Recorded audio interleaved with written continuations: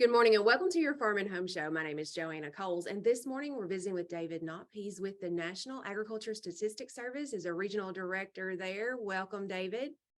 Thank you. Glad to be here.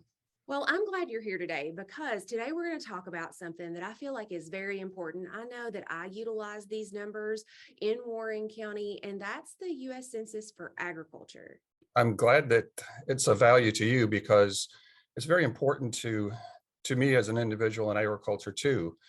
The Census of Agriculture is really the only uniform source of information for every state and every county across the United States about what's happening in agriculture. It's a measure of agriculture, it's a description of agriculture, tells us things about the people who farm as well as the types of things that they're raising, whether it be crops, livestock, um, just the breadth of agriculture production in Kentucky and in every county.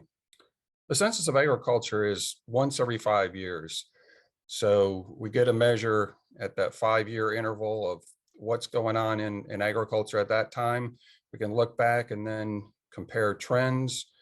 Is there different types of agriculture in the way that we're raising crops or livestock, different management styles, different economic situations? It's always changing. So it's important to have that information to know what the latest is. Absolutely. Because if we think back 5 years, a lot has changed, even in our county, as far as agriculture goes. So this is kind of a snapshot into that. But how will farmers get this information to fill out? There will be mailings to about 125,000 individuals in Kentucky. It will begin toward the end of November, and then additional mailings will follow. So the first mailing will be an invitation to report online, and that's probably the easiest way to report the information is through the online form, as it takes you through the various parts of the form that are pertinent to each individual farming operation. And then there'll be follow-up mailings for those who don't want to report online.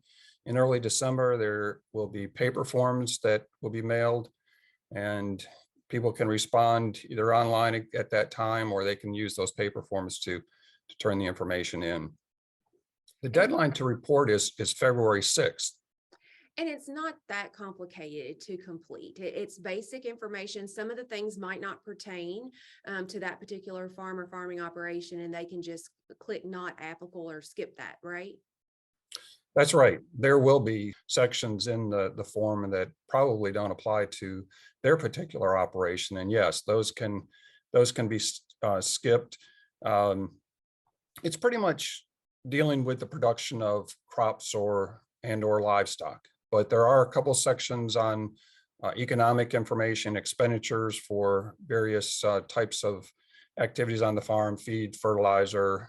We have to be very careful to protect every individual's proprietary information, and so it's a collection of information that's eventually published. And you know, no one is interested in any one individual. It's what the collective county or collective state information is.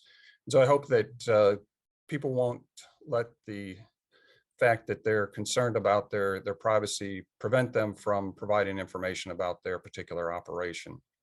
I'm always surprised when I speak with people around the state, and especially now when I'm talking to folks about the upcoming census. They're like, "Oh, you know, I needed that piece of information just the other day, and I'm so glad that that was available for me." And so sometimes I don't even know how many or what the uses are being made of this data, but I do know it's important. In fact, I was meeting with some of my USDA counterparts earlier this week, and they're like, "This is just so invaluable to us and the programs that we have that we need to deliver to the citizens of Kentucky.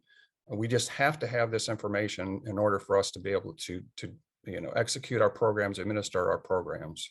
I completely agree. And so, all farmers out there, I would encourage you, once you get your letter, go ahead and fill it out online or wait for your paper copy. But if you need assistance, you can always contact your local extension office and we can certainly help you through that process. David, appreciate you visiting with us today, and we appreciate you watching the Farm and Home Show. Have a great day.